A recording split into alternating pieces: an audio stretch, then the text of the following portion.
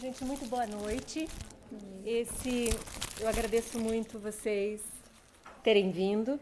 Esse é um evento de lançamento de um relatório de estudo feito na Unidade de Internação de Santa Maria, a única unidade de internação para meninas no Distrito Federal, intitulado Meninas Fora da Lei, a medida socioeducativa de internação no Distrito Federal.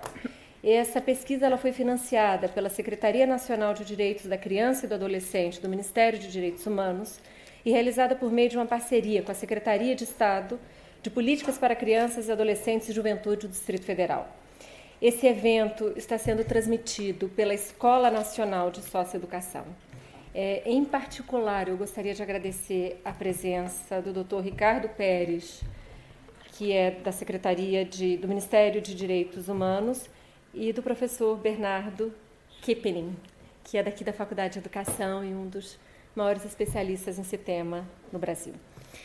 Eu sou Débora Diniz, aqui junto comigo à mesa está Yasmin e Ruth.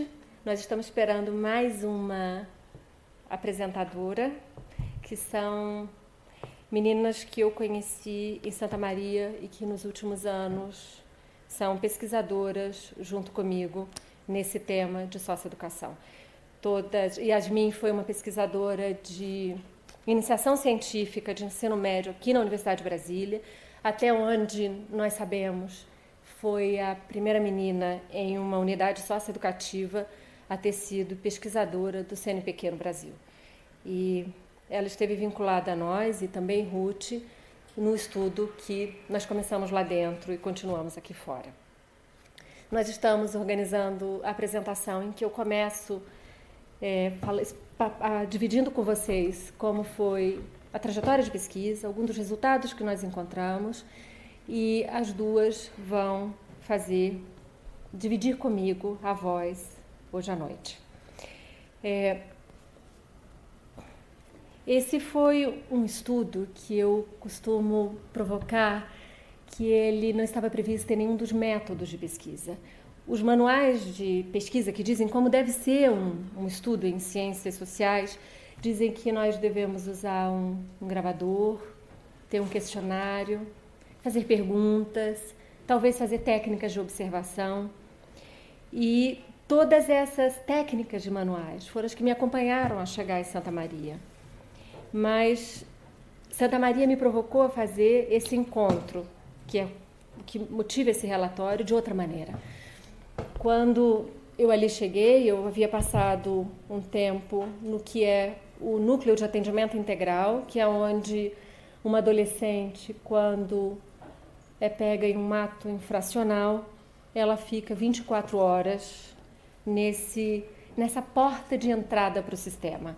Ao ali chegar, ela em 24 horas vai ter o seu futuro definido. E ela pode ir para algumas das medidas possíveis. A medida de internação é considerada a medida mais gravosa. Ela inicialmente pode permanecer na unidade por até 45 dias como provisória, e nesse período de 45 dias ela pode receber uma sentença que determine a sua liberação ou a sua internação por até 3 anos. A unidade de Santa Maria, no lado feminino, é uma unidade mista, ela tem 2 módulos, o módulo de sentenciada e o módulo de provisória. Provisória é aquela menina que sai da rua, passa 24 horas pelo NAI e chega e pode ficar até 45 dias nesse módulo. Ali é um módulo intenso, é um módulo em que a rua ainda são as formas de falar, de viver, em que ainda há o cheiro da rua, na intensidade e na forma de conviver. As regras da cadeia, como é dito em Santa Maria, uma unidade de internação, de socioeducativa de internação, não é uma prisão, tanto pelo regime jurídico como pelas formas de proteção. Mas nas formas de viver e nas formas de descrever aquele lugar, elas estão puxando uma cadeia e é uma forma de viver cadeia. O tempo como sentenciada é o tempo em que você vai aprender a viver essas regras, mas é o momento ainda da intensa desobediência, como escrever nas paredes, como não respeitar as agentes, a quem o maior contato da vida de uma menina para aprender as regras da cadeia são as agentes, conhecida como dona agente. A primeira menina da qual eu acompanhei a saída do NAI, a chegada como uma provisória, E ela é sentenciada, como uma menina sentenciada, é com quem eu fiz a passagem por esses 3 momentos da chegada de uma menina em Santa Maria. Então, eu fiquei o primeiro mês no NAI, depois quase 3 meses no módulo das provisórias, para depois chegar no módulo das sentenciadas, aonde eu conheci Yasmin e Ruth. Ali, eu cheguei com os meus modos de pesquisadora, com meus modos de professora, né? Com a minha câmera fotográfica, com a minha prancheta, com o meu gravador. E uma delas, que hoje não está aqui, que vocês vão acompanhar, sobre o que nós chamamos do dia seguinte de Santa Maria, ela me fez uma pergunta, ao contrário das minhas perguntas que eu fazia para ela, né? Quem é você? Por que você chegou aqui? Como é a sua vida? A primeira pergunta que ela me fez foi: o que você está lendo? Essa era uma das meninas que morava nos primeiros barracos, como são chamados quartos ou como são chamadas celas, em que vivem até 2 meninas por cada barraco. Ela vivia no primeiro barraco, à direita da entrada do corredor.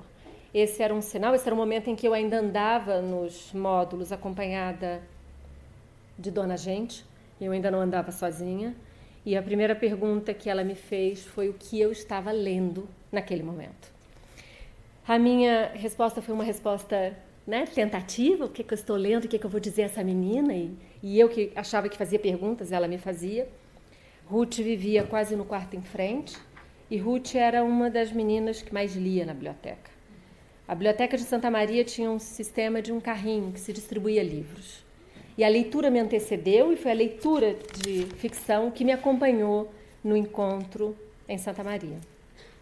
Havia um sistema de classificação das melhores leitoras na unidade. Ruth era uma delas e Yasmin era uma outra delas. Yasmin vivia no fundo do módulo, era o sinal de que era obediente. Né?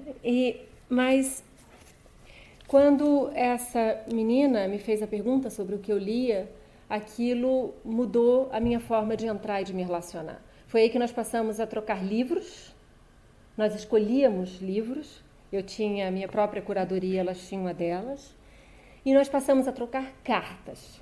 Primeiro eram cartas quase que escolares, resenhas de livros, o que nós tínhamos lido e o que nós conversávamos. As cartas passaram a ganhar vida própria, elas passaram a ser a história e um diário da sobrevivência. Elas passavam a escrever o que elas queriam, né? E isso, como eu disse, não estava nada planejado.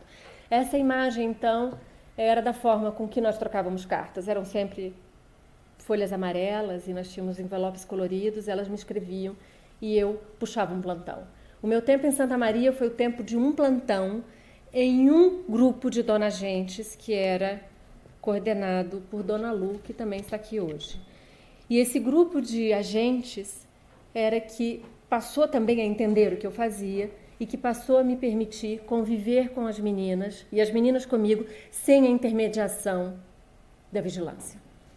Então, nós começamos com as cartas e nós tínhamos um problema prático. Em cadeia é um lugar que se escreve muito, mas caneta é um instrumento de produção de estoque. Estoques são armas artesanais. E em situações de conflito, elas podem ser usadas de maneiras que não era a que eu esperaria para ser usada em uma caneta.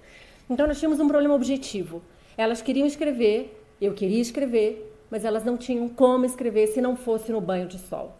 A vida em Santa Maria era, em 2015, quando eu passei um ano puxando um plantão, um dia a cada 72 horas, eram 3 horas por escola de manhã, 1 hora de banho de sol à tarde, 20 horas na tranca. Eu sei que Santa Maria tem outras propostas educacionais nesse momento, então tudo que eu passo a dizer é relativo ao ano em que eu vivi, de 2015. Então era 1 hora, às vezes com 1 ou 2 canetas, para partilhar entre 18 meninas que viviam no módulo das sentenciadas. Foi aí que nós descobrimos que havia uma caneta específica para uso em... Uma caneta específica para uso em cadeia, em prisão, produzida pelo presídio de São Francisco. E a Secretaria no Distrito Federal e a Unidade de Santa Maria nos autorizou a importar as canetas. Foi aí que cada menina passou a ter uma caneta e as cartas ganharam um volume muito maior. Elas passaram para algumas delas a ser diários e nós passamos a trocar o que eram memórias, o que eram testemunhos, o que eram experiências da vida. Algumas dessas cartas serão lidas hoje, algumas que foram de autoria delas e de outros meninos que não estão aqui hoje, que não podem contar a história. Eu estou só olhando para ver se alguma delas ainda chega. Então esse é o método pelo qual eu diria que foi feito ciência em Santa Maria. Nada que nenhum manual pudesse prever. Eu não podia imaginar cartas, eu não podia imaginar diários, eu andava com o meu gravador, eu andava com a minha máquina fotográfica, mas nada que eu estivesse antes previsto. E o ponto mais importante é que eu tinha um questionário estruturado, com perguntas, que eu queria tentar entender o perfil daquelas meninas.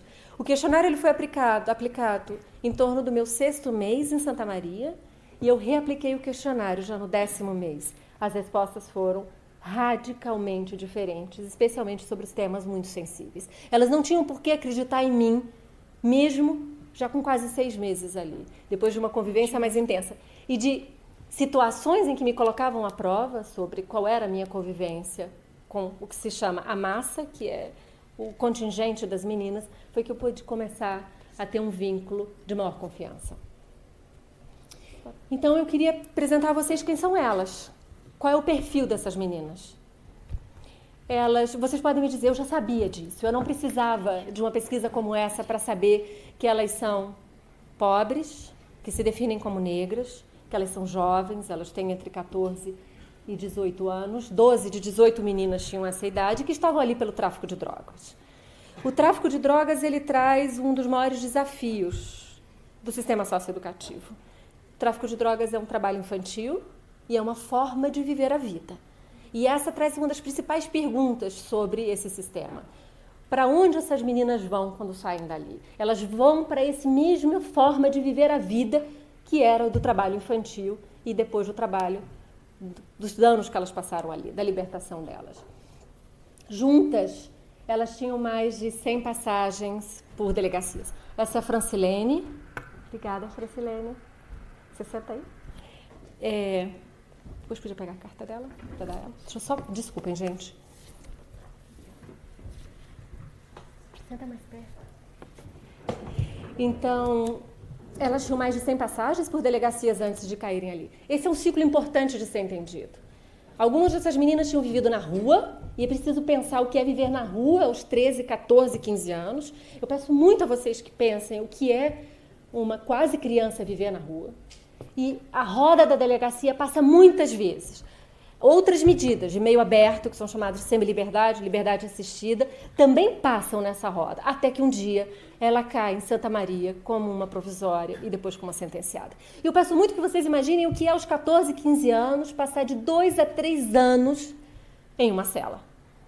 Como eu disse, em torno de 20 horas da vida dessa menina era dentro de uma cela. E eu vou mostrar algumas imagens para quem não consegue, na imaginação, entender o que é isso que o ECA chama de estabelecimento educacional e qual é a forma com que nós, não é o sistema, com que nós construímos essa forma de cuidado para quem em algum momento violou a lei. Eu tinha uma pergunta ao chegar, né? Na verdade, eu tinha várias perguntas, mas eu tinha que entender o que era que o ECA disse, que ao colocar uma menina compulsoriamente ou confiscar a liberdade na adolescência em um estabelecimento educacional, que estabelecimento educacional era esse? Essa foi uma frase que eu encontrei no módulo das provisórias, que se chama "A cadeia é o lugar onde o filho chora e a mãe não vê". Essa é uma frase típica de cadeia no Brasil inteiro, e a mim foi surpreendente encontrar em um módulo de provisórias. Ali estava a resposta, logo na minha chegada, sobre que tipo de estabelecimento educacional era esse. Aqui, como eu disse a vocês, qual é o tempo da unidade, mesmo que não consigam ver os números, a proporção, se consegue ver qual é a proposta educacional que é colocada. E aqui eu repito, é muito simples para nós, do lado de fora, colocarmos o dedo e dizer esse é um problema de direção, esse é um problema de quem cuida. É um problema muito maior sobre como nós lidamos com o nosso medo e com o falso conforto que é imaginar que a infração penal na adolescência, ela pode ser solucionada com um sistema de encarceramento. Então, qual era a vida antes da medida, né? Metade delas viveu em algum momento na rua. Viver na rua não é perambular na rua, não é só estar fora da escola, é dormir na rua. E 14 delas, elas eram 18, foram vítimas de violência sexual, na casa ou na rua. Na casa, essa é a história da violência e do abuso intrafamiliar. Mas na rua significa parte de quem deveria proteger. Muitas delas contam histórias e têm relatos de violência policial sexual. E aqui é um dos dados mais impressionantes que eu queria dividir com vocês hoje. As 3 que estão aqui na mesa comigo, eu descreveria como sobreviventes e resistentes. São as 3 que não voltaram para o sistema prisional. Esses são dados do relatório que foi escrito em junho e julho desse ano. Se nós atualizarmos os dados, aqui estavam que 9 passaram pelo presídio, elas são 11 que passaram pelo presídio. E nós temos as sobreviventes e resistentes, que elas poderiam contar as histórias de como conseguiram sair pela roda desse sistema e não voltarem para o sistema prisional. A minha chegada em Santa Maria foi antecedida de 5 anos no sistema prisional. E o retorno, eu diria, para o sistema socioeducativo se deu pela identificação que 1 em cada 4 mulheres em regime fechado de prisão no presídio feminino do Distrito Federal passaram por medida socioeducativa de internação na adolescência. Então, há um contínuo de encarceramento que começa muito cedo na vida e que começa com a rua, com o abandono da escola, com situações de violência e de extrema vulnerabilidade da vida. Então, esse é um dos dados mais impressionantes, porque eu queria dividir aquelas que não foram presas e que não são as sobreviventes e resistentes que estão aqui, elas já tiveram filhos. Eu não estou querendo traçar nenhum perfil de que a maternidade não seja uma felicidade, mas a maternidade precoce, na adolescência, e como um destino imediato após a saída de Santa Maria, é algo que merece ser pensado como um destino inevitável da vida fora da lei, sendo uma menina. Aqui eu queria, antes de passar para elas, só mostrar a vocês algumas imagens. Algumas vezes a nossa imaginação não nos ajuda a nos aproximar daquilo que nós não conhecemos. Esse é a imagem de fora da unidade, né? São concertinas, é uma torre típica de um presídio. Essa é a entrada no módulo. Há módulos de meninos e módulos de meninas. Os de meninos são 2. O módulo é como uma casa quadrada e esse é o corredor em que elas vivem e dentro são chamados os barracos. Eu pediria muito a vocês que sentissem qual é o som que uma menina ouve todos os dias em Santa Maria.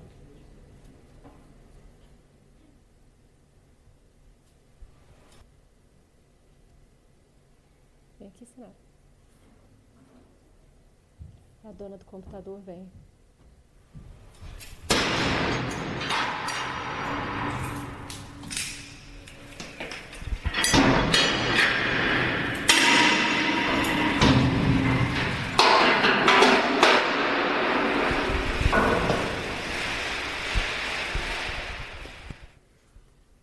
Esses são os cadeados, né, de entrada no módulo, de entrada no quarto. Cada entrada e saída do módulo de uma menina, ela tem que tirar a roupa, se agachar para sair, seja para a escola, para retornar ou para o banho de sol. Esse é um barraco, né, também chamado de quarto. Antes da chegada da televisão, que foi em janeiro desse ano, essa era a cena mais comum dentro do barraco, era a leitura. Esse é um módulo de sentenciada.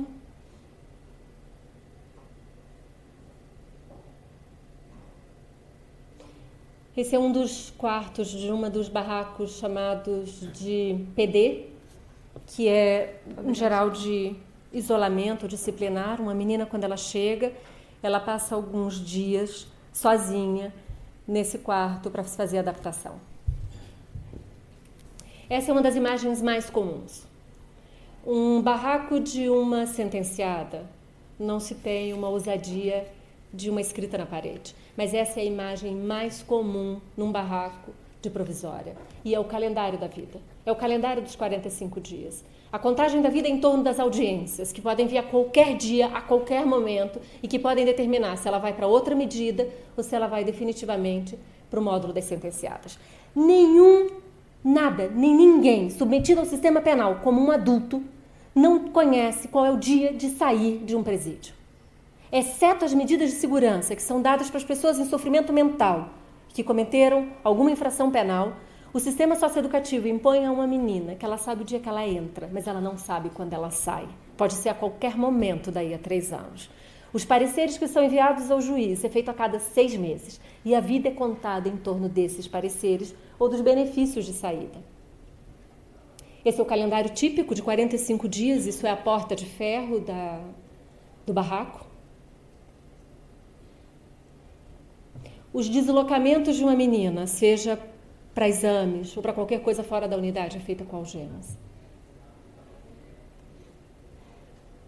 Isso é chamada bocuda. Bocuda é a porta do barraco e é onde o café da manhã é deixado logo após o confere. O confere é feito às 6 horas da manhã, em que um agente passa por cada barraco e pede o nome de cada menina dentro do quarto. E logo depois é deixado o café da manhã. Uma unidade de internação, como qualquer presídio, é um lugar de se resistir com a vida. Ali não é um lugar em que é se feito para morrer. No entanto, o que é chamado o psicológico abalado, o sofrimento mental, que aqui eu vou mostrar 2 imagens muito fortes a vocês, ela é uma experiência contínua de quem vive ali dentro.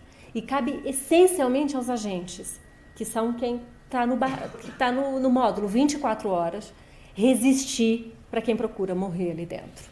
Então, essa é uma forca, essa é uma forma típica de morrer em presídio, em manicômio, que é enrolar o lençol em algum lugar alto e tentar a morte. Uma marca permanente do corpo de quem passou por uma unidade socioeducativa são as mutilações verticais no pulso. Esse é um dos momentos em que a experiência de puxar uma cadeia está pesando e ela está virando insuportável. Essa é uma cicatriz comum a sobreviventes do sistema. Essas são as inscrições. Essa é uma forma também muito comum de habitar esses espaços, recheá-lo de formas que fale para o mundo fora. E essa, obviamente, a referência à mãe, a principal visitadora dos sábados, é quase em todos os barracos, né? Você absorve o réu juiz, né?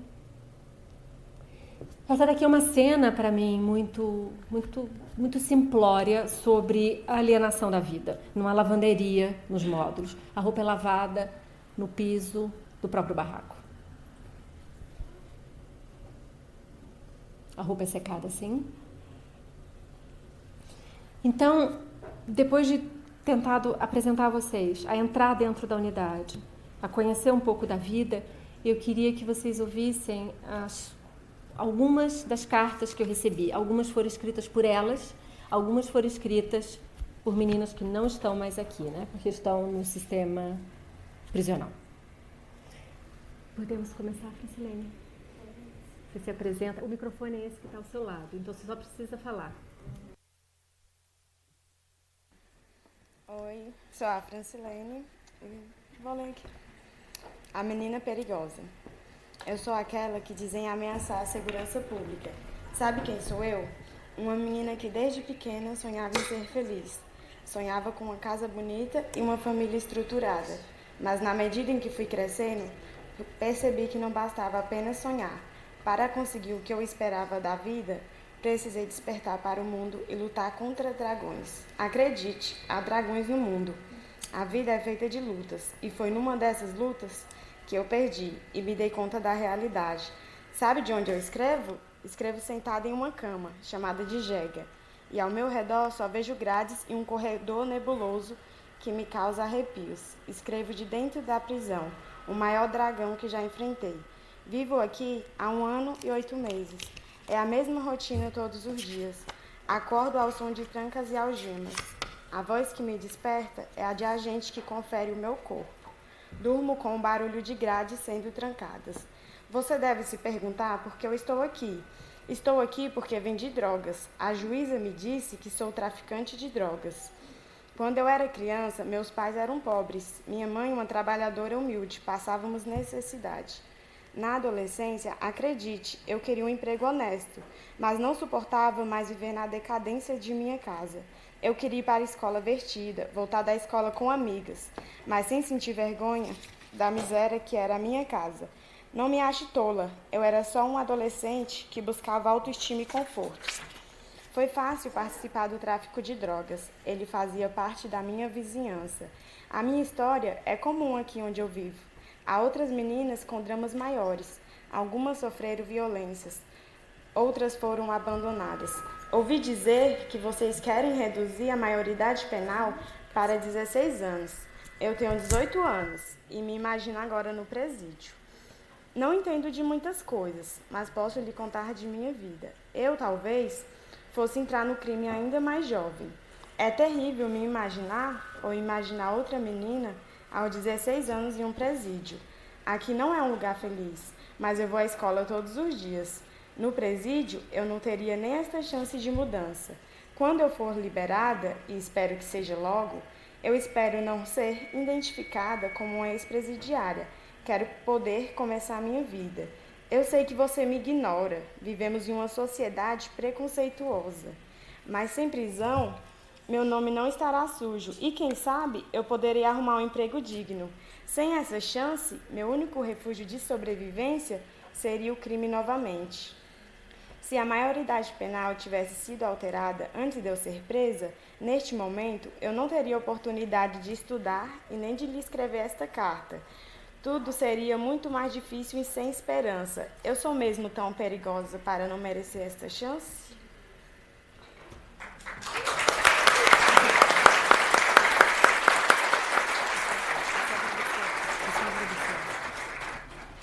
Marcelene, eu agradeço muito a você. Você quer falar algo ou quer deixar para as perguntas? Quero falar. Eu te agradeço muito ser aqui. Eu só queria, antes de passar para a Ruth, agradecer alguém que é o seu Abdala. Tudo que eu fiz, toda a minha chegada em Santa Maria foi antecedida de todo o trabalho dele. E a Yasmin me cutucou aqui e disse: agradeço ao seu Abdala, porque tudo que eu sou depende dele. Então, muito obrigada. E eu queria agradecer muito a doutora Nadine, que está aqui, que é da ONU Mulheres. Então, esse é um diálogo muito importante com a presença dela. E eu vou passar para Ruth. Boa noite. Essa carta não é minha. Essa carta foi escrita no ano de 2015. A menina que escreveu essa carta cumpriu o tempo máximo de medida, que foi de 3 anos. Vá, passe o dedo, passe, sente o buraco. Foram 7 facadas. Não morri porque não era a hora. Ele arrancou uma lasca da minha cabeça. Sangrava tanto que eu torcia a toalha e o sangue jorrava. A primeira vez que eu caí, a senhora vai rir. Pode rir. Mas foi um roubo de balinhas. Eu tinha 12 anos. Eu era desse tamanho aqui, ó. Eu cresci muito na cadeia. O meu amigo disse: vamos roubar? Eu nem pensei. Quando vi, ele estava roubando um velho de balinhas com uma faca lá na Ceilândia. Eu já não comia fazia dias e estava precisando da droga. O capeta é tão sujo que quando eu vi, meu amigo fugiu e eu fiquei lá na parada. Eu ainda não sabia roubar. Hoje eu sei. A polícia me pegou e levou para o CAGE. A senhora foi lá? Aquele lugar era sinistro. Eu chorei tanto, mas chorei tanto na frente do juiz, que ele teve pena de mim. O juiz me liberou, mas eu não tinha para onde ir. Eu saí de casa aos 10 anos. Já estava na rua há 2 anos. Por que eu fugi de casa? Porque minha mãe não acreditou que meu padrasto mexia em mim. Ele tentou me estuprar. Meu ex-padrasto. Eu falei com a minha mãe. Ela não acreditou e disse: pega suas coisas e vai embora daqui. Eu só pedi R$2 e fui embora. Ela deu os R$2. A senhora acredita? Aí eu me acabei na droga. Comecei a fumar pedra, me acabei mesmo. Mas eu não parei aí. Eu me prostituí. Eu já fui mulher de programa.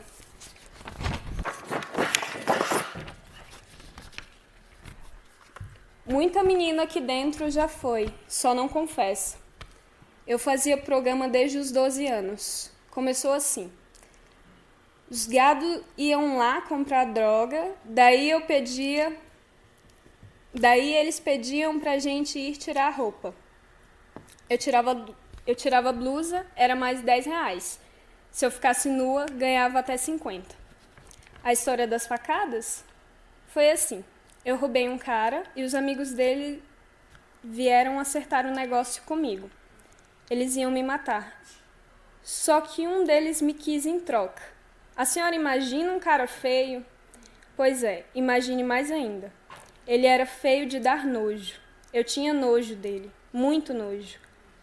Ele chegou em mim e disse: agora você é minha mulher. Ou era isso, ou eu morria. Eu fui escrava dele 1 ano e 3 meses. Ele não deixava ninguém mexer comigo e eu não precisava mais roubar. Fui pegando consideração de todo mundo na Ceilândia. Só que eu tinha muito nojo dele. Ele começou a me bater na frente de todo mundo e a qualquer hora. Um dia ele quebrou esse meu braço aqui. Só soube na cadeia que era quebrado.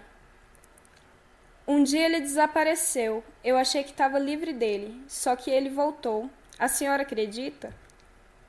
Ele já veio me batendo, me bateu muito, e disse: bora, mulher.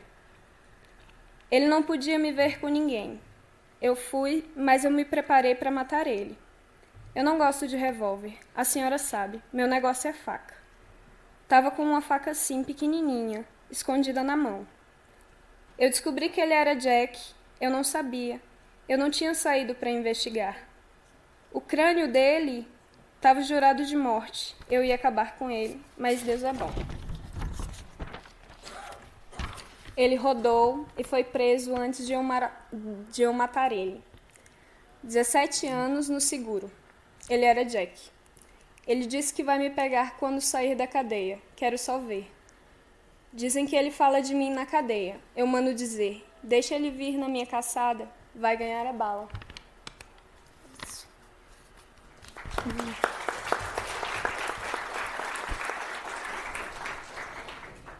Jack é um violador sexual, né? Essa é uma forma de se referir. A doutora Maria Ivelônia, que está aqui, era então uma das responsáveis na gestão. Quando eu fui entrar em Santa Maria, eu agradeço muito por todo o acolhimento e a presença hoje. Eu vou passar para a Yasmin. Boa noite. Como será a vida? Que história eu contarei às pessoas sobre esses 2 anos e 2 meses fora de tudo? Elaborar planos é fácil, mas na prática... Minha casa ainda está a mesma. Minha mãe continua nos rolos dela. Às vezes tenho medo de sair daqui. Aqui eu tenho onde dormir. Sei que não preciso cuidar da minha mãe. Ela não sabe se virar sozinha. Não vou responder o que eu vou fazer. Eu prefiro as atitudes. E o que eu posso prometer é que eu não vou esquecer e nem jogar esses sonhos, objetivos e planos no baú. Por que o tempo passou a ser tão importante para mim? O céu passou a ser o meu medidor de tempo. Parece que eu voltei aos tempos primitivos. Nada de tecnologia, tudo na base da esperteza. Não é à toa que dizem que a cadeia é uma das maiores escolas.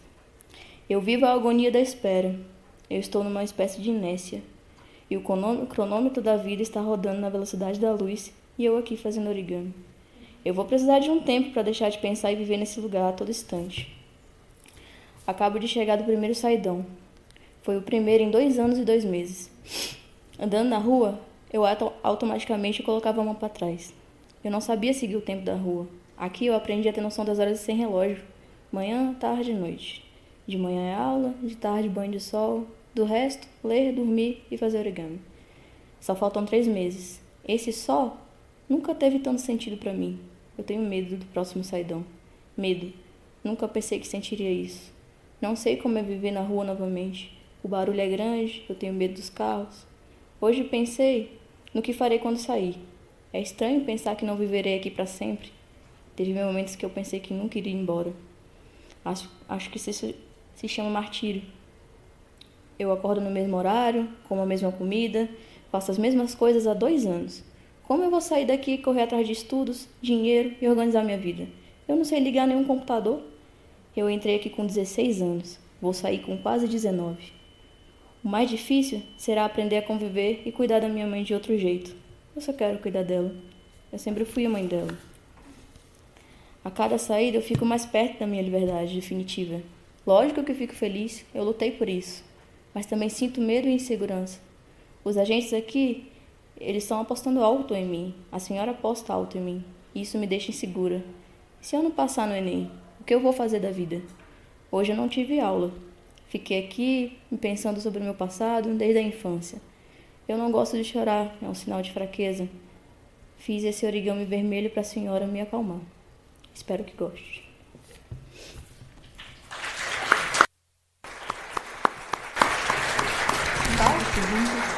Pode falar. A Yasmin quer falar antes da gente passar para as perguntas. Boa tarde, eu sou Yasmin e eu faço parte desses números. E há 2 anos atrás eu escrevi essa carta dentro de uma cela da Unidade Santa Maria.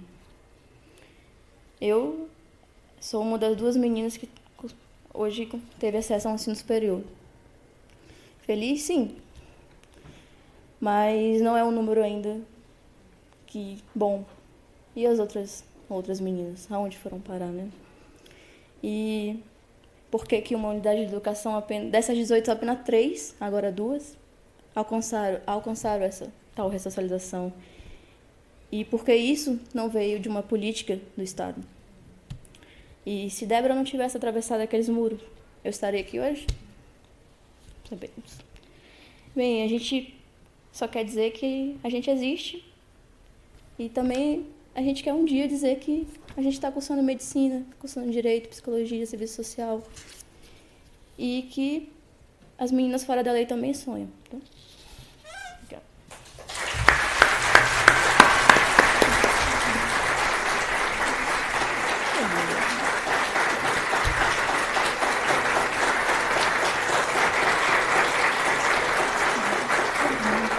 Você é fofa demais, obrigada.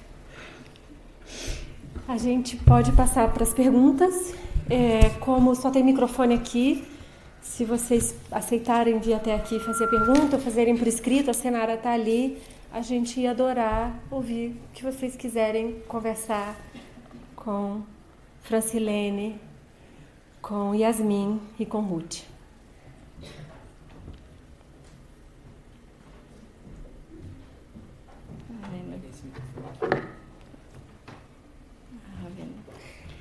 Eu só ia pedir que vocês se apresentassem e, por favor, que tivessem imenso respeito pelo dia de hoje. Isso aqui vai ser uma publicação, ela está hoje online e a Secretaria de Direitos Humanos, Nacional dos Direitos da Criança e do Adolescente do Ministério de Direitos Humanos vai em breve imprimir.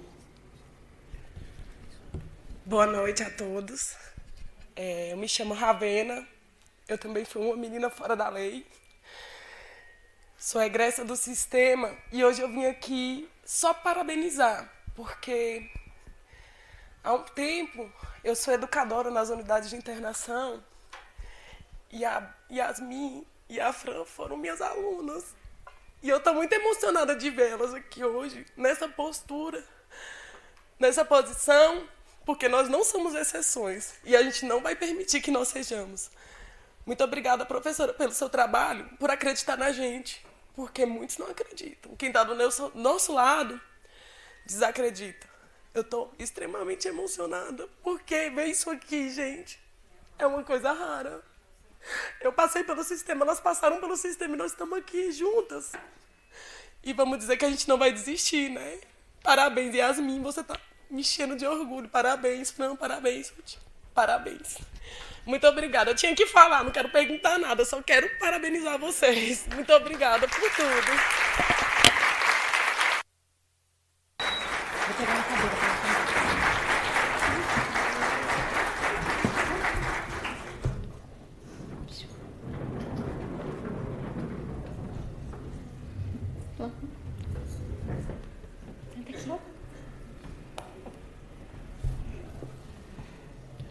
Quem quiser fazer perguntas, por favor.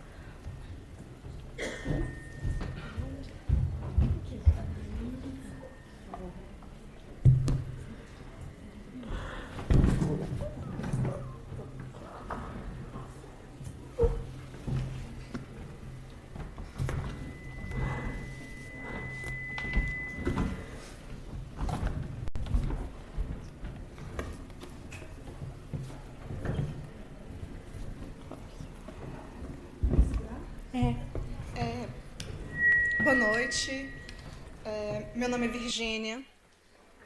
Eu não sei se as pessoas estão tão emocionadas como eu. Tá meio difícil de falar, tá meio difícil de achar as palavras, porque eu acompanho já o trabalho da doutora Débora Diniz há quase 20 anos e já trabalhei com...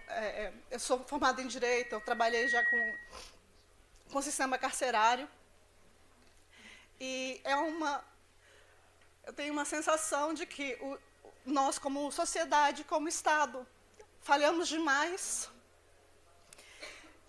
Em primeiro lugar, eu gostaria de parabenizar vocês, que eu acho que vocês são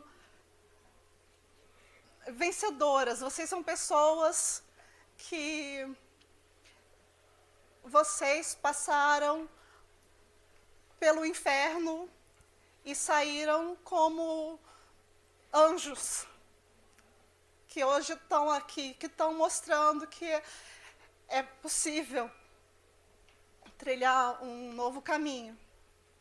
E a pergunta que eu faço, do fundo do meu coração, é como é que a gente pode ajudar para que mais pessoas, mais meninas, possam estar neste lugar. Obrigada. Oi. Obrigada pelas palavras, eu agradeço muito. E acho que você falar que, como a Débora, uma das frases da Débora que hoje cada menina que está aqui hoje com ela lembra, é que eu tô com você. Ela esteve e ela está, de verdade. E é uma crítica construtiva de profissionais que estão dentro, de sejam menos robóticas, para de reproduzir só relatórios e um pouco mais de ação, né? Eu já tive muitas assistentes sociais dentro do sistema, psicólogas, e elas produziam muito relatórios para a juíza se eu estava menos ou mais bandida do que antes.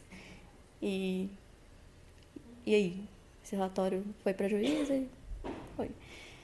Mas afeto, a gente sente falta, é uma sociedade que rejeita, que somos vistas como os monstros, pessoas que passam para obter números e porcentagens e gráficos.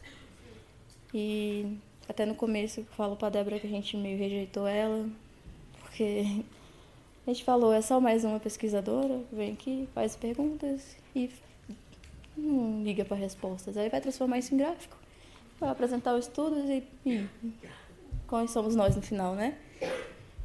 E só que foi mudando, se apresentou e isso virou um afeto muito grande. E eu estou com você nunca fez tão sentido na minha vida, porque eu acho que antes nunca ninguém esteve. Não. E eu já estava meio... Todas nós já estávamos meio desacreditadas. Ela fez promessas, estarei com você, tá bom. Muita gente fala isso aqui, né? Já ouvi, tô 2 anos aqui ouvindo isso, todos os dias, muito bom. Só esteja com elas. Deixa eu só ver se elas querem comentar, pode ser? É muito importante que os profissionais que estejam trabalhando dentro da medida aprendam a olhar nos olhos das internas.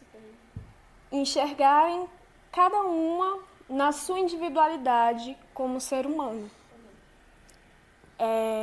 Ao invés da burocracia, do relatório, é importante chegar nas meninas e perguntar como você está se sentindo, o que você pensa sobre fora, o que você pensa sobre antes e o que você é aqui agora, nesse momento, como eu posso te ajudar, o que eu represento para você, eu como profissional, o que eu represento para você como interno. É só isso. Querem dizer algo?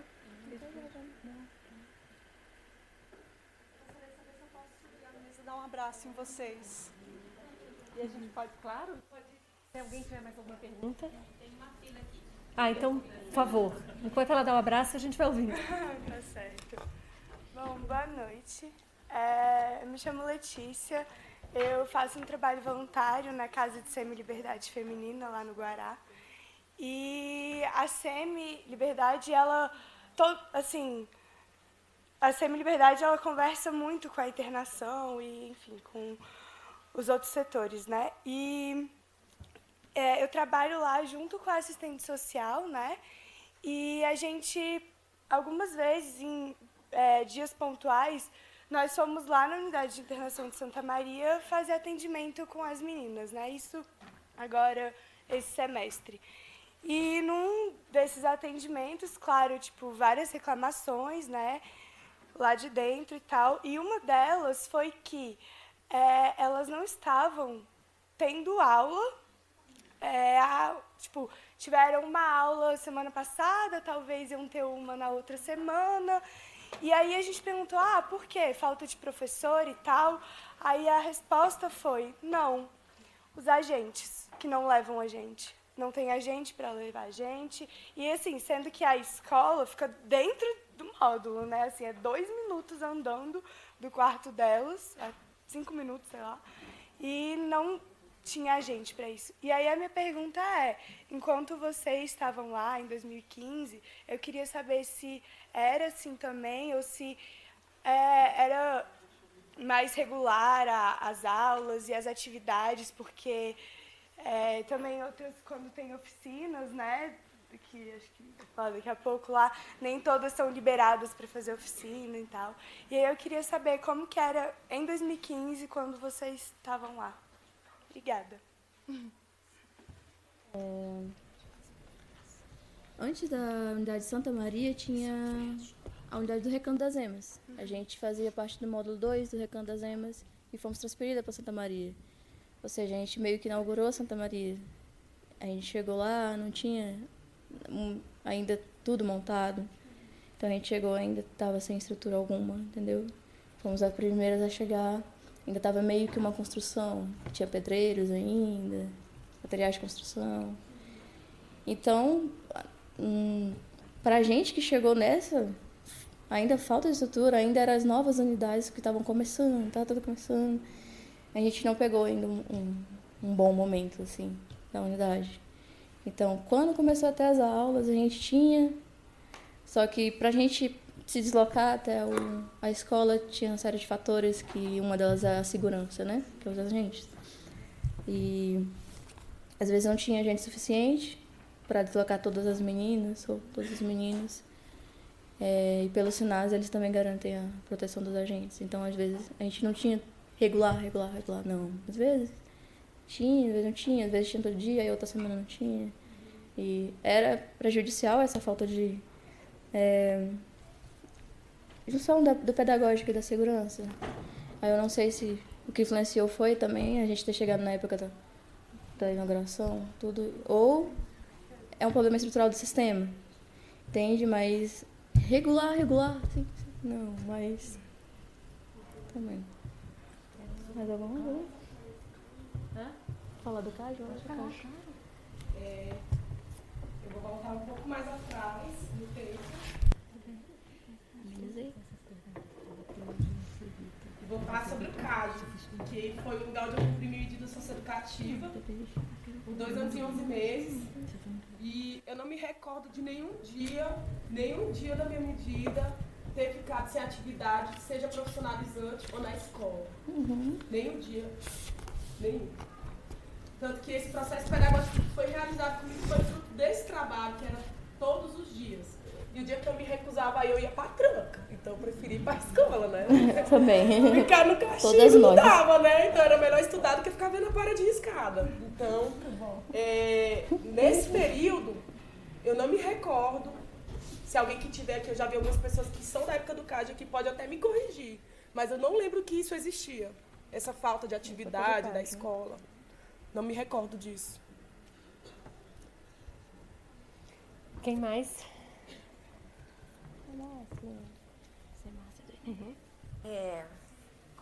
Com muita emoção, para variar, né? Eu quero também parabenizar pela delicadeza da escuta. A escuta, ela tem que ser realmente delicada, respeitando histórias de vida. Eu sou Márcia, eu sou educadora, trabalho na Unidade Santa Maria como ONG e conheci as meninas lá, acho que só a Ruth que não, né? Ruth não é do meu tempo, mas a Francilene e a Yasmin. E na condição de educadora, eu sei que quando a gente entra, a gente aprende mais do que ensina. É um trabalho delicado de trocas, de construção. Mas o que há de mais precioso nisso tudo é que suas vozes precisam ecoar para fora, para as pessoas conhecerem a beleza e a riqueza humana que tem ali dentro. E essa riqueza humana que estão querendo desgraçar cada vez mais. E também dá o meu testemunho de que ruim com socioeducativo, pior sem ele. A gente tem que lutar para que esse socioeducativo se torne aquilo que ele foi pensado para ser. Ou seja, um lugar de educação, um lugar onde a aposta principal seja educação. A tranca é um detalhe. Eu acho que a aposta tem que ser essa. Tem que ser arte, cultura, para a pessoa se rever, ver sua história, conhecer sua história, entender um pouco mais dessa sociedade louca e conseguir olhar para o ato infracional não como um sujeito, mas como parte de um sistema social que é muito cruel. E nesse processo é fundamental humanizar a instituição, mas a instituição se humaniza com a humanização de todas as pessoas que estão lá dentro. Então, todos os profissionais também têm que começar a fazer, é isso que a Ruth falou que é belíssimo, é olhar nos olhos. É olhar nos olhos, é perceber, ouvir voz, né? E fundamentalmente, gente, ajudar que essas vozes ecoem para fora, para sensibilizar as pessoas. Eu estou vendo aqui um monte de gente chorando. Eu quero ver lá o Congresso Nacional chorando. Sabe, quero ver as pessoas que estão ameaçando o pouco que a gente lutou e garantiu em termos de direito da criança e do adolescente, rever essa posição fria e cruel, que não olha os sujeitos, as pessoas, a humanidade dessas pessoas, que é uma humanidade profundamente bela. Primeiro dia que eu encontrei as meninas, eu fiquei chocada como uma beleza, mas a beleza não era beleza física, era outra história. Eu me apaixonei profundamente e a gente tem uma trajetóriazinha, né, gente? Então é isso, parabéns.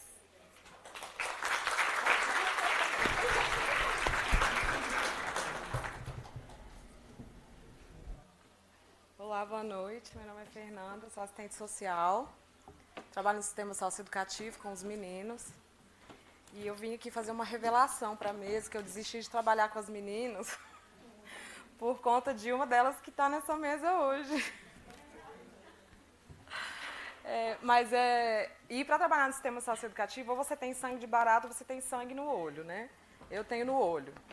E aí eu vim para parabenizar a mesa, eu queria só contar uma história. Fui convidada pela Márcia para fazer uma oficina no trabalho dela com as meninas. E Yasmin estava lá ainda. E aí, quando eu estava chegando na Unidade de Santa Maria, ela me ligou e me perguntou assim, você tem problema de dividir o tempo com uma pessoa? Eu falei, problema nenhum, oficina de Sinase, eu faço tranquilamente. Aí, quando eu cheguei, já estavam todos posicionados e Ravena estava sentada. E eu falei, gente, estou fazendo as contas que essa menina, ou ela omitiu a idade, porque ela já é maior do meu tempo de CAGE.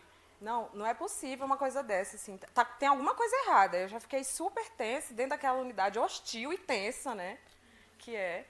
E aí a Márcia falou para mim, você vai dividir o tempo com a Ravena. E eu não consegui fazer a oficina. Porque foram maus pedaços que essa Ravena passou no CAGE, né, eu assistia tudo ali de camarote, porque eu atendia as aulas dos meninos do seguro, que ficava junto com as meninas. E, assim, me enche de orgulho ver essa mesa hoje. Eu tive um dia dificílimo na unidade de internação hoje, Eu poderia ficar horas aqui falando o que vocês estão falando, né? Do lado positivo e do negativo também, mas hoje eu vim só parabenizar as meninas, o trabalho da Márcia, da Débora e da Ravena. Parabéns, Ravena. Obrigada.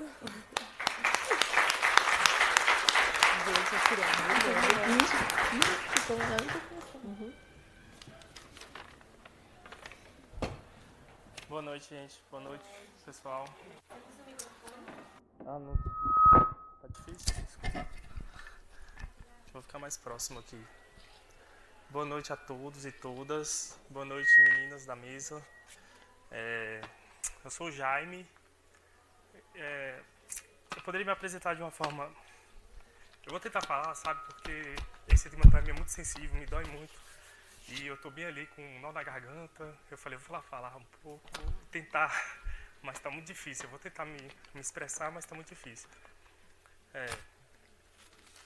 Minha posição hoje, né, na sociedade é socialmente aceitável e tudo. Sou ex-aluno da Universidade de Brasília. Hoje sou professor da Secretaria de Educação, efetivo da rede, beleza, né, tudo bonitinho. Minha história não foi muito bem assim, a vida inteira. Só que eu não quero expor a fundo aqui. Eu quero um pouco falar sobre o que eu senti e o que eu vivi agora, nesse momento, escutando vocês. Então, como é a história de vocês hoje, eu quero, né, comentar um pouco sobre o que eu senti aqui. Primeiro, eu fiquei muito intrigado com esse negócio, né? As meninas fora da lei. O que é ser fora da lei, né, gente? Tipo assim, antes, né, de qualquer crime e tal que elas cometeram, elas foram fora da lei porque são negras, pobres, né, sem escolarização. Isso é ser fora da lei no Brasil. É isso. Né?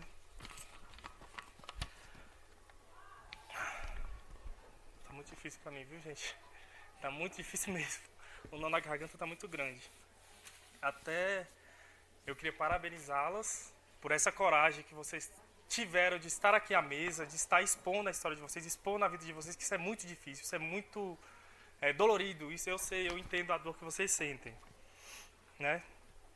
E essa situação que elas relataram, gente, é a pura realidade. Elas nunca passaram por medida socioeducativa, por ressocialização, tudo balela, tudo mentira, elas nunca passaram por isso, nunca. Elas passaram por um sistema penal que tem o caráter exclusivamente punitivo.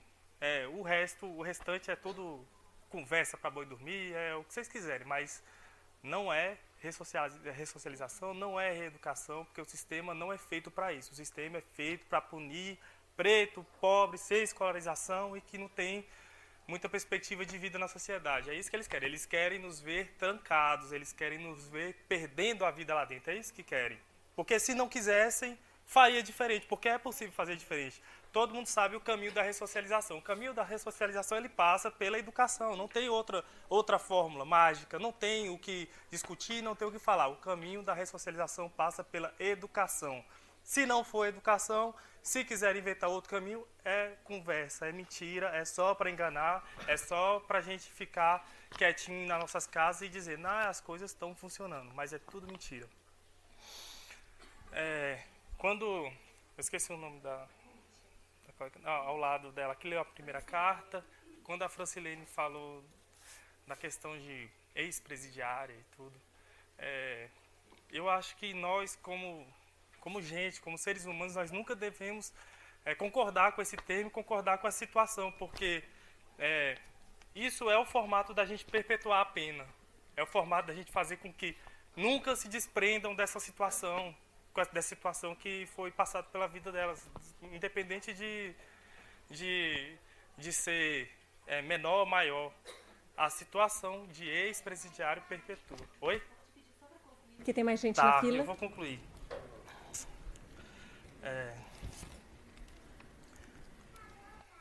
Então, meninas, vou concluir dizendo que essa história de vocês, com todo respeito, com o coração doendo até pela professora, doutora Débora, né? Débora Diniz, com todo respeito, eu quero dizer para vocês, meninas, que a história de vocês pode ser muito mais do que uma publicação da professora doutora Débora Diniz. A história de vocês pode ser a graduação de vocês, o título de vocês, para vocês serem reconhecidas na sociedade como elas querem que vocês sejam reconhecidas, com o título de vocês, com o diploma de vocês, porque a minha história de vida, eu fiz a minha graduação aqui nessa universidade e eu arranquei com todas as forças que eu tinha. Depois de ter passado quase 5 anos no sistema penitenciário, eu arranquei meu diploma daqui com a minha história. Aí eu queria que vocês também fizessem isso. Pensassem um pouco nisso, que é possível, viu, gente?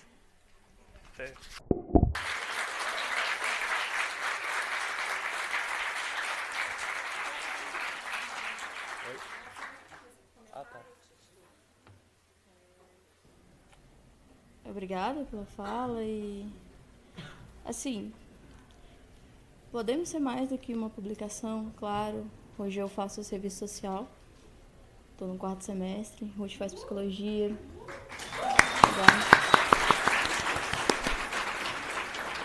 Somos mais que uma publicação, mas foi essa publicação que me trouxe aqui para falar. E é essa publicação que está me dando voz. Entendeu? Não é uma publicação que traz dados, gráficos, só isso. Ela traz a minha carta, traz a carta das meninas. Traz as nossas palavras, entende? Coisa que não acontece. Então, somos mais que a publicação, mas somos a publicação também. Tá bom? Obrigada.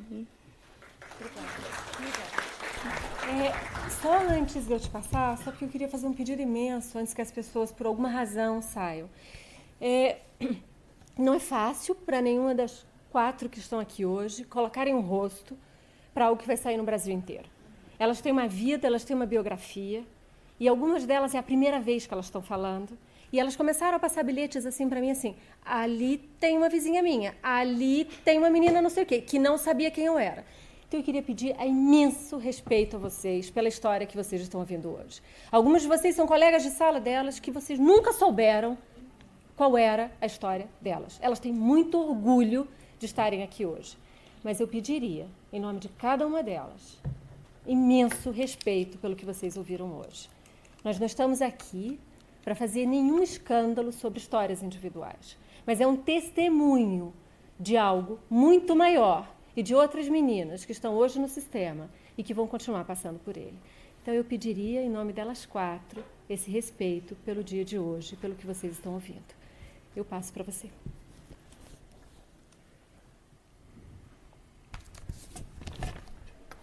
Oi, boa noite. Boa noite. Boa noite.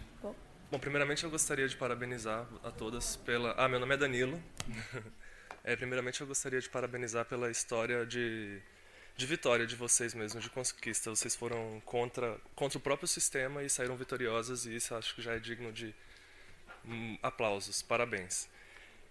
Bom, como eu disse, meu nome é Danilo e eu faço pesquisa, é uma pesquisa inicial ainda, mas eu trabalho nessa área de adolescentes em conflito com a lei. E vários debates são travados na academia, no Facebook, a respeito do que é certo, do que é errado, de quem é a favor da diminuição da maioridade penal, etc. E hoje eu vi aqui uma oportunidade muito rara de ouvir alguém que tem de fato legitimidade para falar, sabe? Alguém que se passou pelo sistema, que passou por esse processo mesmo de internação e que é aquela coisa de, não, eu não acho, eu vivi isso, então eu posso falar. E eu gostaria de ouvir essa voz assim e de fazer essa voz ser ecoada também para todos que estão ouvindo, para a gente... É uma pergunta simples que eu tenho, mas eu acho que ela é completamente diferente quando você ouve ela sendo respondida por vocês.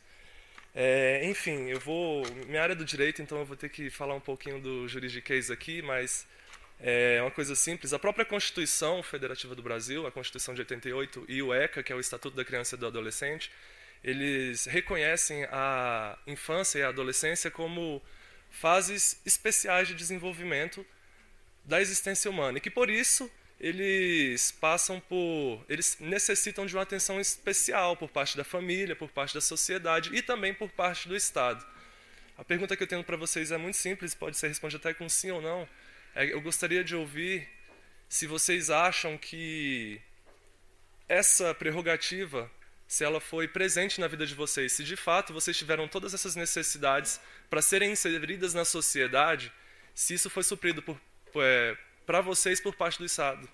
E tanto antes de terem ingressado no sistema socioeducativo, se antes o Estado foi presente nesse aspecto de permitirem vocês uma alternativa diferente, ou mesmo depois, quando vocês entraram lá, se o Estado, quando vocês estavam internadas, se vocês sentiram que vocês foram, se vocês tiveram essa necessidade suprida com educação, com saúde, com saneamento, com qualquer coisa.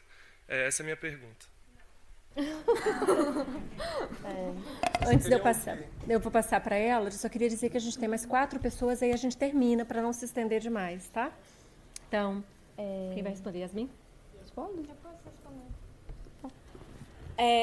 A educação dentro do sistema socioeducativo é precária, a saúde é precária e não há políticas públicas para depois, quando você sai de dentro da medida, você já não é mais um problema do Estado até que você dê problema novamente.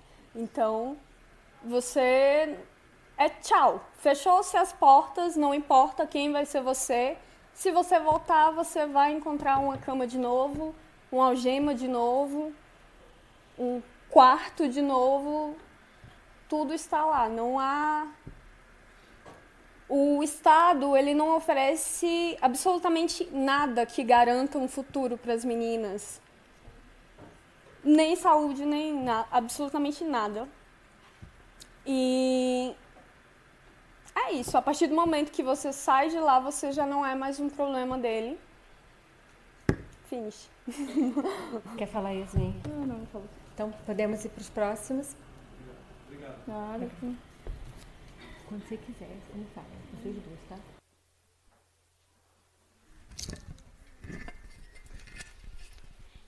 Boa noite a todas, boa noite a todos. Eu sou Maria Ivelônia, sou assistente social do Sistema Socioeducativo do Distrito Federal e atualmente estou cedida ao governo federal, atuando como coordenadora de medidas socioeducativas em meio aberto, no MDS, Ministério do Desenvolvimento Social. E aí, Débora, eu não poderia deixar de falar de que assim fica passando um filme, né, na minha cabeça. Eu teria que ter muito tempo aqui para dizer tudo o que estava pensando, estou pensando, mas fico lembrando daquele dia que estava eu, você e o Douglas, a nossa primeira conversa para que iniciasse esse trabalho, e dizer que só aumenta a minha admiração, que já tinha você como professora, que também foi minha professora, e do quanto que você foi determinada para seguir. Depois, quando eu saí do cargo e fui atuar na Unidade de Santa Maria, a gente se encontrava, e a sua persistência. Então, assim, quero falar aqui publicamente da minha admiração por você. Eu, na verdade, trago aqui para as meninas um encaminhamento, né, uma proposta de encaminhamento, mas que para esse encaminhamento é necessário fazer uma pergunta para vocês, e que já coloco de antemão o meu respeito por qualquer que seja a decisão de vocês, né, com relação ao que eu vou perguntar, ao que eu vou propor. Estou lá viajando o Brasil inteiro e buscando defender e fortalecer as medidas em meio aberto, e está aqui também comigo quem eu posso chamar hoje de amigo, o Ricardo Pérez, coordenador do SINASE.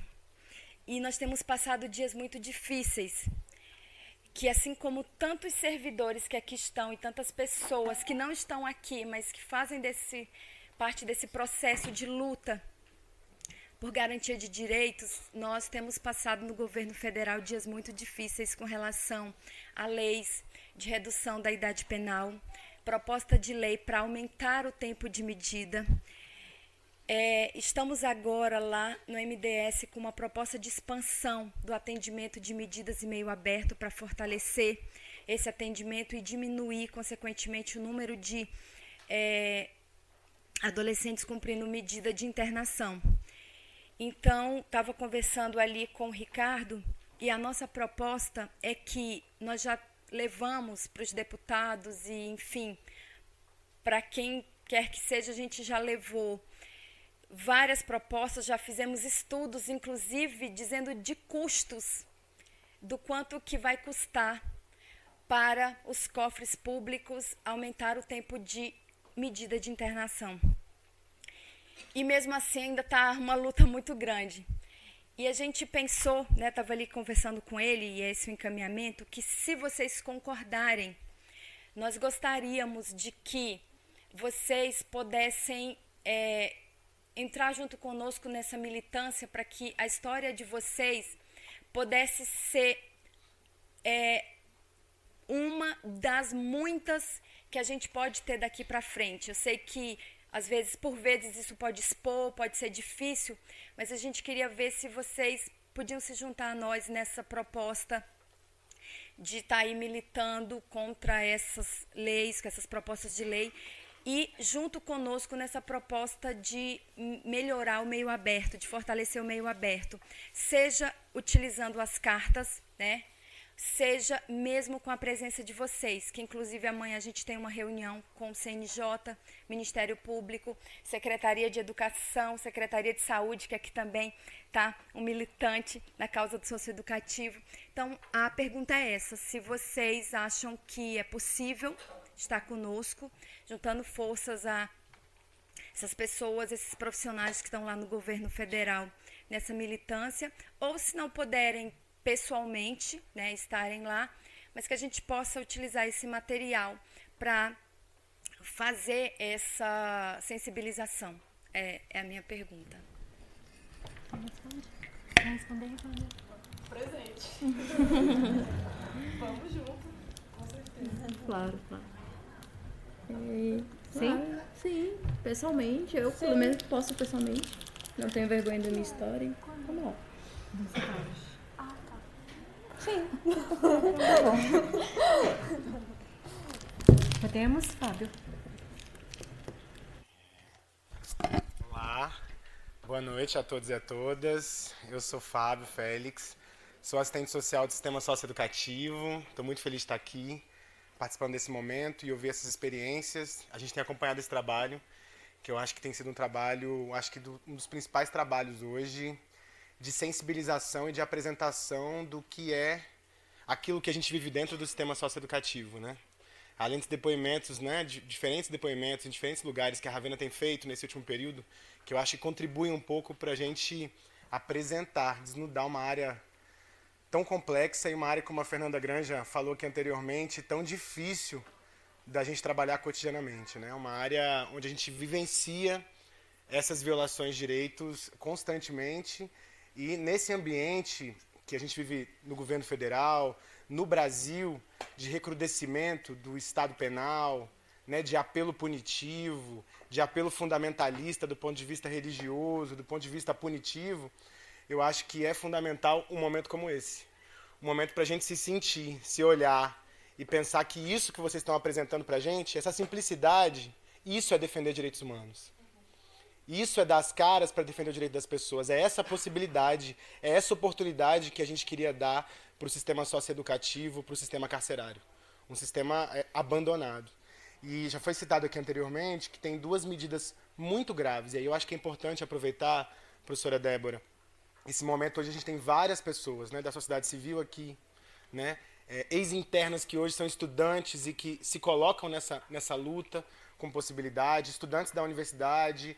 A gente tem profissionais da área, vários profissionais que eu vejo que estão nessa luta cotidiana, né, também em defesa do sistema socioeducativo. A gente precisa se posicionar, porque é um momento muito grave.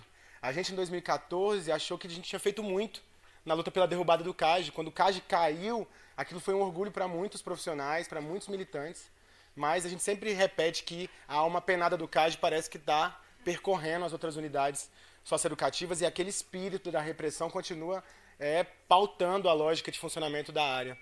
E aí eu acho que a gente precisa se fortalecer. Foi apresentada aqui as duas medidas hoje que estão colocadas. Uma é uma redução da idade penal às avessas, que é o aumento do tempo de internação, sob a relatoria, anotem aí, a relatoria do deputado Aliel Machado. É ele que a gente precisa pressionar. Ele quer aumentar para 10 anos de internação o tempo das adolescentes numa unidade. 10 anos o tempo de internação. Sem prazo determinado. Sem prazo determinado. O tempo de internação está numa comissão especial, pronto para a defesa dessa relatoria. E a outra está na Comissão de Constituição e Justiça do Senado, que é a redução da idade penal em si. E eu acho que essas duas medidas são a redução da idade penal. É a caracterização desse momento de retrocessos, de ataques aos direitos que a gente conquista e tem conquistado. Então, eu acho que esse espaço tem que ser um espaço de reflexão. Eu acho que esses depoimentos de vocês que alimentam a gente para continuar lutando. E o que a gente pode produzir a partir daqui? E eu acho que a gente pode produzir muita coisa a partir daqui, um fórum, um espaço que essa universidade, a sociedade civil vão fazer para a gente enfrentar medidas tão graves que atacam essas vidas que estão aqui hoje se apresentando para a gente e atacam tantas outras que ainda estão inseridas. Pelo menos 800 no sistema socioeducativo de internação do DF, mais de 3.000 nas medidas socioeducativas de meio aberto, hoje, atualmente, em cumprimento. Então, acho que esse é um desafio que a gente tem muito forte, muito grande para o próximo período. Agradecer à professora Débora pela sensibilidade, pela força, pelo trabalho em temáticas tão importantes e vocês pela disposição de estarem aqui hoje, colocando a cara para essa luta e espero que não seja em vão. Que a luta de vocês possa inspirar a gente a fazer muito mais do que a gente tem feito por essa área. Obrigado, gente. Já falei, não sei. Já falei. Você vai ler agora? Não? Só antes, Lina, eu ia pedir muito a vocês, a gente só tem umas 2 perguntas, e aí a gente só terminar junto. A Bia, uma das nossas pesquisadoras, ela não está mais aqui, é um desses números em que está no sistema prisional, e a Bia queria ler uma das cartas dela. Para ela é muito importante esse momento, e a gente passaria para a Lina. Foram concedidas 3 bolsas de faculdade integral. Minha, Ruth, e a terceira era essa menina. E, felizmente, ela engravidou, depois agora está presa. E eu queria ler a carta dela, porque eu acho que é importante por ela, e até por todas, mas por ela. A visita da juíza. A juíza vem hoje na unidade. Ela vai conversar com a gente. Não sei se vai ouvir todo mundo, mas eu vou falar com ela. A senhora quer ouvir o que eu vou dizer? Até escrevi para não errar. Eu vou olhar assim nos olhos dela antes de falar, porque não posso olhar. Mas se eu não olho nos olhos é porque eu estou de trairagem. Tá bom, não vou olhar, mas escute.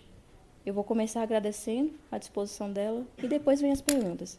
Senhora juíza, a senhora acha certo uma adolescente ser apreendida, pegar uma sentença e ser presa sem saber o tempo que ela vai sair? Acha certo o tempo indeterminado? A senhora não acha que poderia acalmar a nossa ansiedade mandando uma resposta se a gente está indo bem ou não? Digamos, a cada 3 meses? A senhora poderia dizer, está indo bem, está indo mal, mais 2 meses, vamos conceder o benefício. Eu acredito que se a gente tivesse dia certo para sair, a cadeia não ia pesar tanto, sabe? Eu ia criar forças para sobreviver aqui dentro. Olha o meu caso. Sim, eu não estou mais falando com a juíza, estou falando com a senhora, Débora. Olha o meu caso.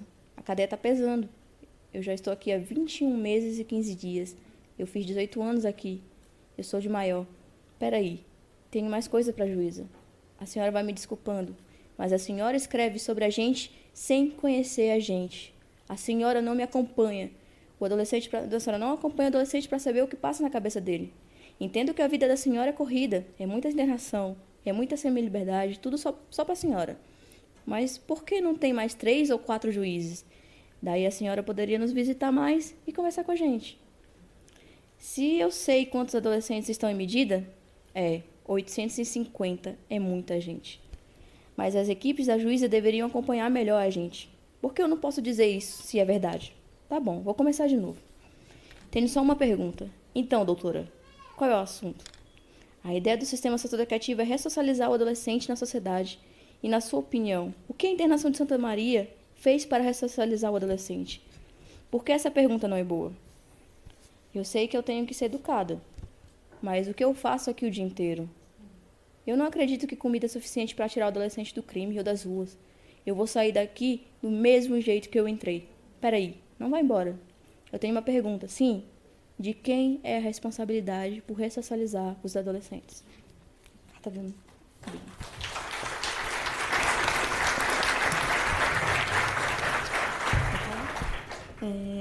Essa foi a menina que, junto comigo, fez o PIBIC da UNB. A gente fez dentro da unidade ainda. E eu não gosto muito de falar porque ela era uma grande amiga e hoje, infelizmente, seguiu o ciclo do abandono, né? Houve um concurso nacional pela Unesco, que era um concurso de melhor redação. Ela ainda estava na unidade. E ela faz uma redação e ganha a melhor redação do país. Nesse dia em que ela foi receber o prêmio na Unesco, a Ruth estava... Você estava, Ruth? Não, a Yasmin estava. E ela disse a quem estava ali presente, né? Havia primeira-dama, havia a diretora da Unesco no Brasil. Ela disse, e o meu dia seguinte? Eu quero estudar. E foi aí que a diretora do IESB, doutora Eda, ofereceu 3 bolsas. E as 3 passaram a estudar dentro do IESB. Então, essa é uma história que tem personagens muito concretos para que o dia seguinte de Santa Maria, a roda não tivesse girado tão rápido para que ela estivesse lá nesse momento. Então, por respeito a ela, que deveria estar aqui hoje e que recentemente caiu, que a Yasmin leu a redação, a carta dela. A Ruth quer só dizer uma única coisa antes da gente passar. Eu só queria dizer que a carta da menina que eu li, que é bem forte, essa menina hoje está na colmeia. Acho que já tem 1 ano, né? 1 ano que ela está lá e a linha tênue continua puxando. É isso. Bom, boa noite. Boa noite. Oi, Débora. Oi, gente. Eu sou Lina, assistente social, sou professora conheci a Ruth e Yasmin ano passado. Trabalho com elas, muito mais com a Yasmin agora, né? A Ruth foi para o IESB da Asa Sul e agora eu tenho contato muito grande com a Yasmin. Ter conhecido a Yasmin, claro, me proporcionou um aprendizado enorme e a gente tem uma brincadeira mórbida, né? Que é de 0 a 10 a chance de reincidência. E aí ela normalmente dizia, 7, 6, eu não, Yasmin, 6 está alto, 7 está alto, vamos diminuir. Aí ela, não, 2, aí eu, não, 2 está bom e tal. Então, essa era uma brincadeira que a gente fazia e agora está no número baixo e fico muito feliz por ela. E a minha pergunta seria, né, eu vi a sua carta, fiquei muito feliz, emocionada. Eu saber que você já tem esse medo, né, do que você vai fazer do seu amanhã e esse medo de sair, porque a gente pensa que, né, depois que sair vai ser mais tranquilo, eu vou estar livre e tudo mais. E elas vão conseguir uma bolsa na faculdade, isso vai ser muito tranquilo, e agora que elas estão na faculdade, isso vai se resolver. Afinal de contas, elas já entraram na faculdade e esse era o passo mais difícil. E, na verdade, não necessariamente, né? Então, eu queria, se elas puderem, né, falar um pouco como foi o primeiro dia de aula de vocês, como é que vocês se sentiram, se vocês se sentiram acolhidas, se vocês falaram, esse é o meu espaço, ou que tipo de pesadelo vocês viveram, né? Porque às vezes a gente pensa, não, elas entraram na faculdade, então isso está resolvido, né? Então agora elas já estão na educação, já estão dentro da sociedade novamente, o que mais falta, né? Então é isso, boa noite. Começa? Pode começar, a gente vai daqui para cá. Eu saí meio que no mês de setembro, aí Débora já veio, olha, você vai entrar na faculdade. Eu, o quê? Sim.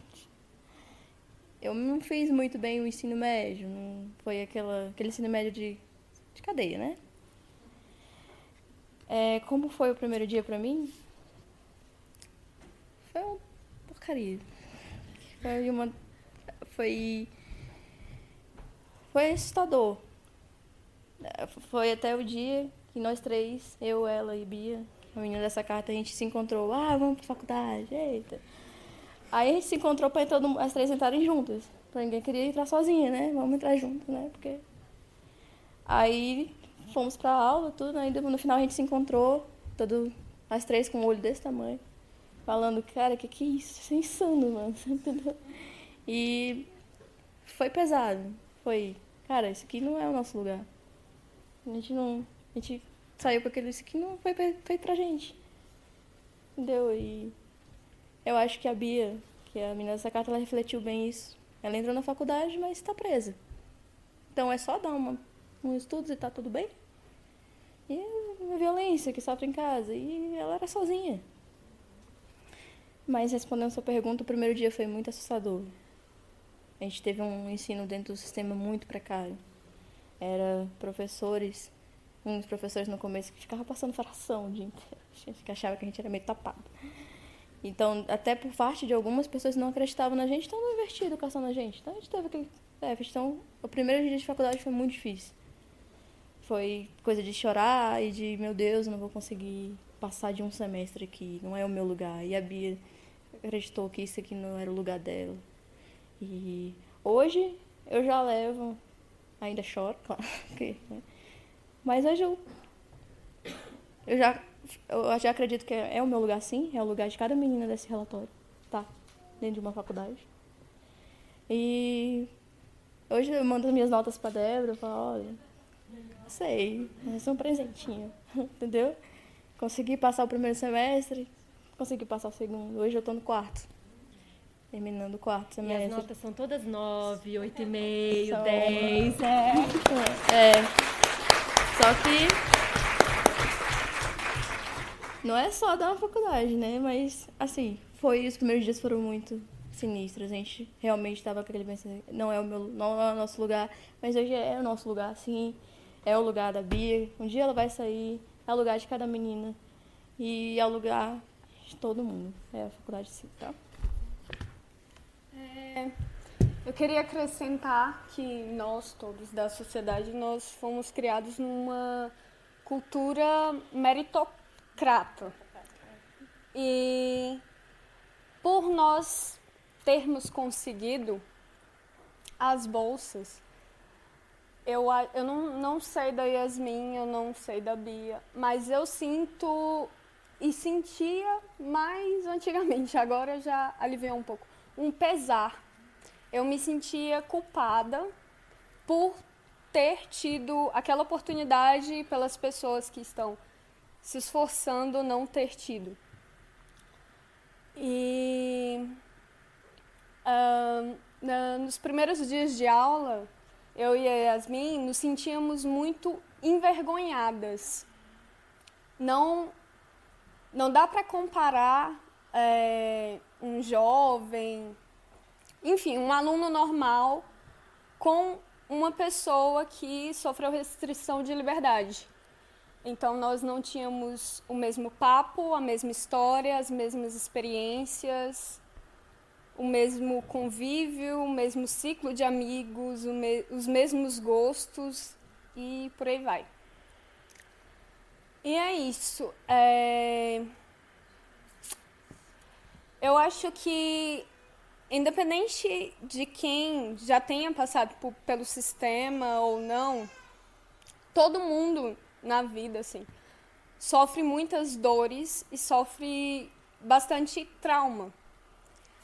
E quando a gente aprende a caminhar pela empatia, a gente percebe que todo mundo é exatamente igual, que todo mundo tem a mesma capacidade, sim, apesar de serem diferentes coisas, mas não há uma hierarquia de nada, assim.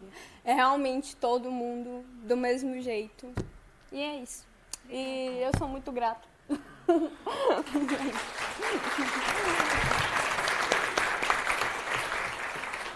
Nós temos o seu Abdala, que vai ser o último a fazer a pergunta, e é muito simbólico que seja o senhor. Primeiro, vou entregar aqui.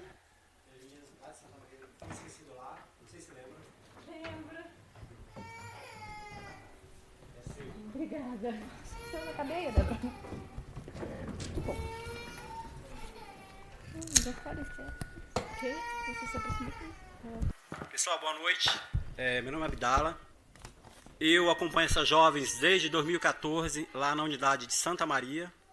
Hoje eu estou na Semi-Liberdade do Guará, como assessor técnico. Também é uma unidade feminina, né? Por essa vivência que eu tive com elas, fui convidado e estou nesse cargo lá, trabalhando para melhorar até as condições da vivência das adolescentes.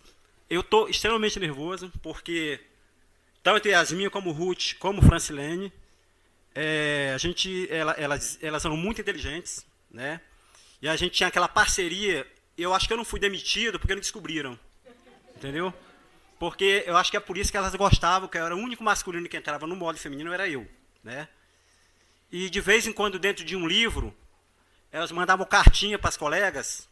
Aí tem a nossa amiga ali, Lucilene, Débora, e eu disfarçava e falava, não, eu vou entregar o livro. Mas aí eu li essa carta, via que não tinha nada demais, era um teor totalmente legal, até delas para os adolescentes masculinos.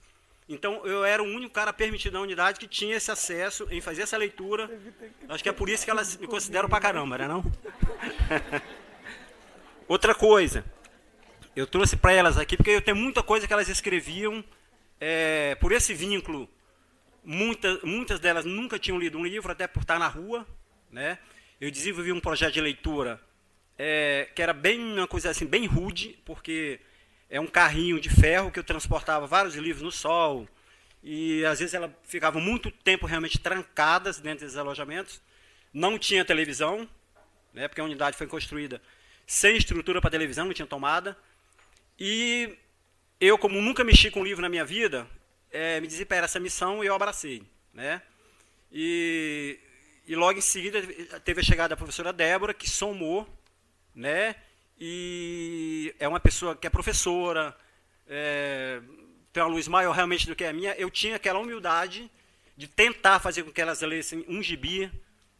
Aí eu mesmo fui descobrindo, montando a biblioteca da minha forma, do meu jeito. A Yasmin, ela participou do lançamento de um projeto de doação de livros pelo GDF, Vara da Infância, onde arrecadamos 17 mil livros.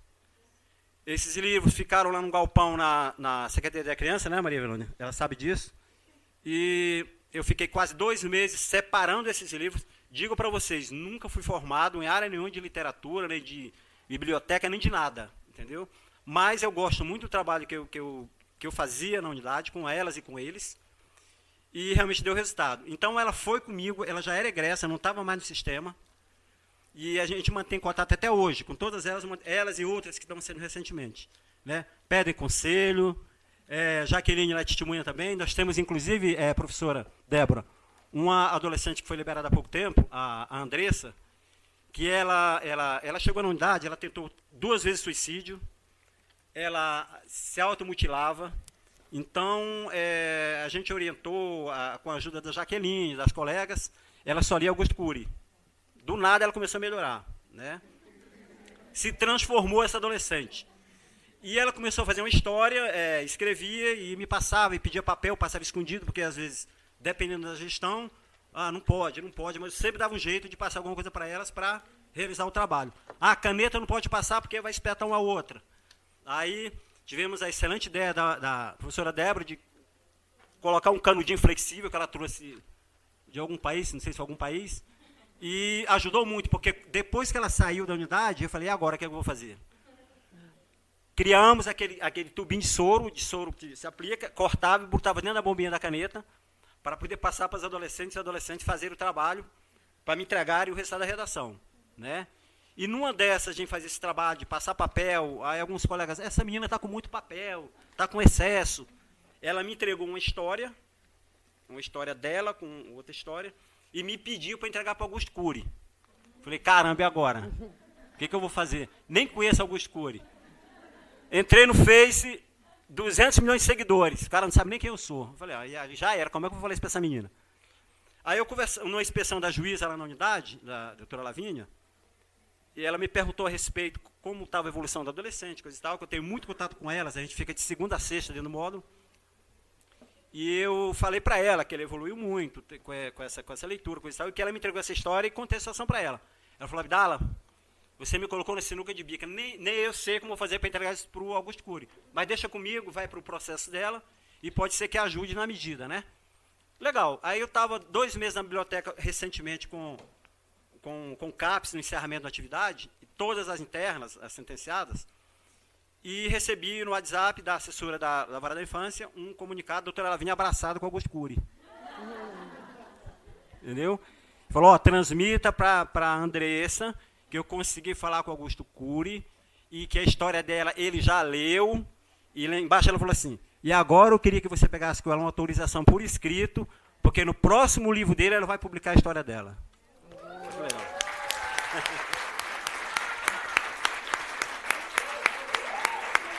E aqui, gente, então isso é fruto do nosso trabalho, um trabalho de equipe, cada um com sua individualidade. Não é preciso você, às vezes tem professores, tem mestres, tem doutores, que não conseguem ter um vínculo com um adolescente, igual alguns colegas, que não são todos, têm essa paciência, tem que ter paciência, tem que ter humildade, tem que ter respeito. Eu tenho pasta com N agradecimento deles e delas. Eu trouxe 2 aqui para elas lembrarem que elas nem lembram, que é da Francilene, e se eu não me engano, aqui tem até da Bia. Eu gostaria de passar para você, me devolve, porque isso faz parte do... Se você quiser ler, se a professora permitir que ela leia o que ela escreveu junto com a Tainã, passa para elas, por favor. Aí eu encerro e agradeço a vocês por esse momento. Não, hoje, infelizmente, eu estou numa outra missão. Ela está lá. Está lá, mas... Está lá. Não tá, porque tem que ter um perfil. Por exemplo, fizemos até, inclusive, quem quiser saber sobre redução de maioridade penal, eu passo para vocês uma redação da Francilene, que ela deu um depoimento para uma TV de São Paulo, lá na unidade, que eles procuraram a gente, aí ela escreveu sobre a redução da maioridade penal, assim, algo sensacional, entendeu? Eu tenho isso guardado comigo, não sei se você lembra. Lembra? Então, pronto. E é isso aí, gente. Esse trabalho que eu faço na SEMI também é um pouco parecido, mas são poucas adolescentes. Lá na unidade de Santa Maria era um número maior. E a gente pretende futuramente continuar.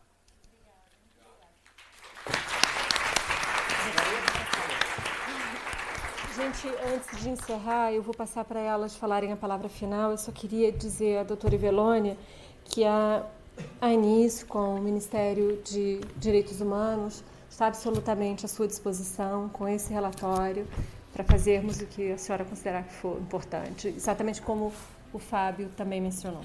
Eu vou passar para elas falarem e nós fazermos o encerramento. Podemos começar de lá para cá agora? Nossa, eu caí aqui meio de paraquedas, né, nessa mesa, mas queria agradecer porque eu sou parte dessa história também, né? Esses dados também me representam que estão aí. Então, eu queria agradecer muito a oportunidade e dar visibilidade a esse tema, porque não se debate socioeducação, não se fala sobre isso. E a gente só consegue combater essas coisas que estão acontecendo, esses retrocessos, quando a gente dialoga sobre isso. Ninguém consegue combater aquilo que é invisível. Eu queria agradecer a oportunidade que está aqui e, mais uma vez, dizer que estou muito orgulhosa das meninas. Obrigada, professora. E estamos aí na disposição nessa luta que é para todos os dias, né?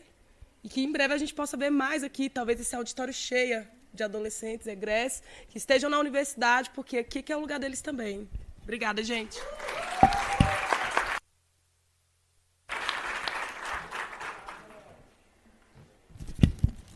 Eu fico muito feliz por estar aqui nesse momento, né?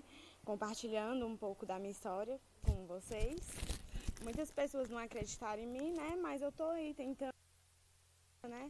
Ainda tem muita coisa pela frente e estou estudando para o Enem, espero passar esse ano e começar a minha faculdade logo, que é tudo que eu mais quero no momento. Estou aí tentando lutar, forças não falta, disposição, energia, tá tudo aí agora. Só falta só volta.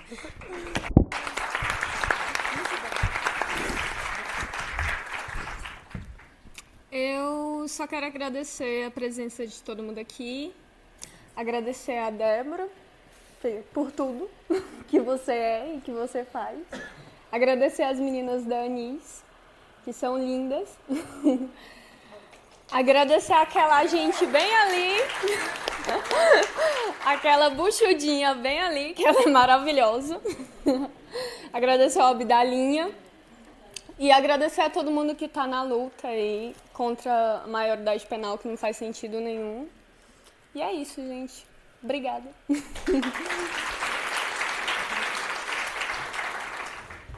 Eu também quero agradecer muita gratidão por estar aqui hoje e agradecer bem a gente, que a Ruth citou, Débora. Foi muito importante lá dentro, foi uma pessoa que parava lá na Bocuda e ficava conversando horas e horas lá. Uma louca, né? Ficar parando na frente do porco.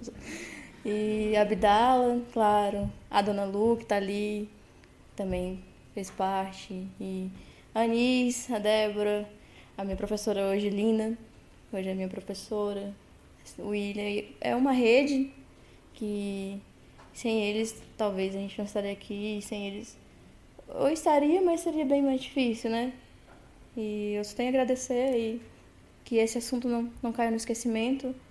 É preciso discutir socioeducação. A Márcia ali, que eu lembro, a Márcia também, ela fazia projeto comigo e hoje está aí também. E discutir socioeducação, mas também discutir com os adolescentes. É importante eles aqui também falando, não só terceiros, né? Dar a voz para eles também. Então, só gratidão. Obrigada.